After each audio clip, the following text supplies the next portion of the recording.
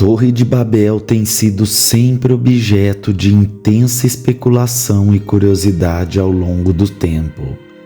No entanto, há muitas pessoas que desconhecem o que a Bíblia realmente diz sobre ela, e é por isso acabam acreditando em relatos que não têm embasamento bíblico. Neste vídeo das Escrituras, exploraremos em maior detalhe a história da Torre de Babel. Antes disso, no entanto, é importante estudar sobre a cidade de Babel em si. Após o dilúvio, Deus instruiu a humanidade a se espalhar e repovoar a terra, conforme registrado em Gênesis. No entanto, em desobediência a essa ordem divina, a população da época optou por se unir e construir uma cidade na planície de Sinar, também conhecida como Suméria. Essa cidade ficou conhecida como Babel e é a primeira mencionada após o dilúvio. Interessante notar que a região onde Babel foi edificada se tornou posteriormente a famosa Babilônia. De acordo com o relato bíblico do capítulo 11 do livro de Gênesis, a cidade de Babel foi fundada por Nimrod, que também foi o responsável pela fundação de outras cidades como Ereque, Acade e Calné. Posteriormente, quando ele partiu para a Síria, construiu as cidades de Nínive, Reobote-ir, Calá e Rezém. É possível inferir que Babel provavelmente tenha sido a primeira sede do governo de Nimrod e o ponto de partida para o início do seu reino, conforme a narrativa bíblica. O povo que edificou a cidade de Babel também iniciou a construção de uma torre para fortalecer a cidade, o que estava em total desacordo com a vontade de Deus. A construção da Torre de Babel representava a materialização da resistência em se espalhar e povoar a terra. A frase, cujo nome toque os céus, ilustra claramente a arrogância daquela civilização e o avanço tecnológico que já possuíam na época. O texto de Gênesis 11 não esclarece se eles tinham medo de uma nova inundação. No entanto, a estrutura grandiosa da cidade, a imponência da torre e a insistência em manter uma sociedade completamente unificada sugerem essa possibilidade. Se esse for realmente o caso, então tal comportamento, além de ser uma desobediência a Deus, também revelou uma falta de confiança na promessa feita pelo Senhor de que nunca mais haveria um dilúvio para devastar a terra. É interessante notar que, embora a expressão Torre de Babel não apareça explicitamente no Antigo Testamento, ela se tornou o nome popularmente adotado para se referir à torre da cidade de Babel. A palavra usada para a torre é Migdol, que significa torre de vigia.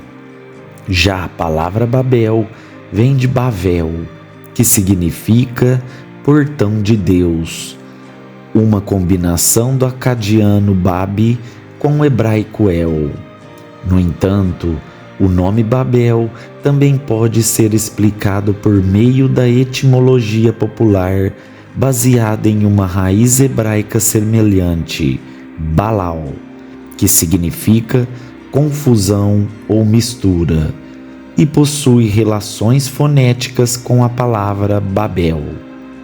De qualquer forma, o nome Babel tornou-se sinônimo de lugar onde Deus julgou a humanidade com a confusão das línguas e o início das diferenças linguísticas. Esse evento ficou conhecido como a Torre de Babel, simbolizando a desobediência e a soberba da humanidade perante a Deus e a consequente dispersão das pessoas em diferentes grupos linguísticos. Na região de Babel, a disponibilidade limitada de pedras e cal levou à construção de muitas edificações utilizando tijolos de argila secos ao sol ou preparados em fornos. Os alicerces das construções também eram feitos de argila pisada, enquanto o betume era utilizado como argamassa. As famosas torres-templo mesopotâmicas, conhecidas como ziguratos ou zigurates, serve como referência para entender o formato da Torre de Babel.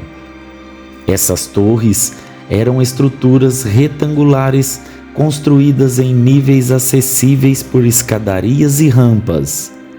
Elas possuíam um pátio que levava ao segundo pavimento e outras escadarias frequentemente externas que conduziam ao topo da torre. Geralmente, essas torres tinham 3 níveis, mas há indícios de zigurates com até 6 níveis. No topo da torre encontrava-se um santuário que abrigava a imagem da divindade honrada pelo zigurate em questão. Embora esses sejam parâmetros utilizados para entender a estrutura da Torre de Babel, não se sabe exatamente quantos níveis ela possuía. Também não é possível afirmar se a Torre de Babel tinha função de santuário, já que a edificação provavelmente ficou inacabada devido à dispersão dos habitantes durante o evento da confusão das línguas. É verdade que o exato local onde a Torre de Babel foi construída permanece incerto, mas há algumas sugestões com base em interpretações e tradições. A interpretação sobre a natureza global ou local do evento da confusão das línguas é o objeto de discussão entre estudiosos. Enquanto alguns acreditam que a confusão foi registrada apenas à história semita, ou seja, afetou apenas os povos descendentes de Sem, outros consideram que a confusão abrangeu toda a humanidade concentrada na região de Babel. A interpretação mais aceita é que a confusão das línguas teve um impacto global, implicando que antes desse evento, todos falavam a mesma língua, o que parece ser corroborado pelos versículos 1 e 6 do capítulo 11 de Gênesis. Sobre o idioma original falado antes da confusão das línguas, não há informações precisas da Bíblia. Há qualquer especulação sobre qual era esse idioma permanece como apenas teorias e conjecturas. Alguns estudiosos sugerem que poderia ser o hebraico, mas não há fundamentação sólida para essa possibilidade, já que o próprio hebraico tem origens em dialetos anteriores. Portanto, o idioma original permanece como um mistério não resolvido. Já deixe seu like no vídeo se você gostou, inscreva-se em nosso canal e ative o sininho para receber nossas próximas histórias bíblicas. Até mais!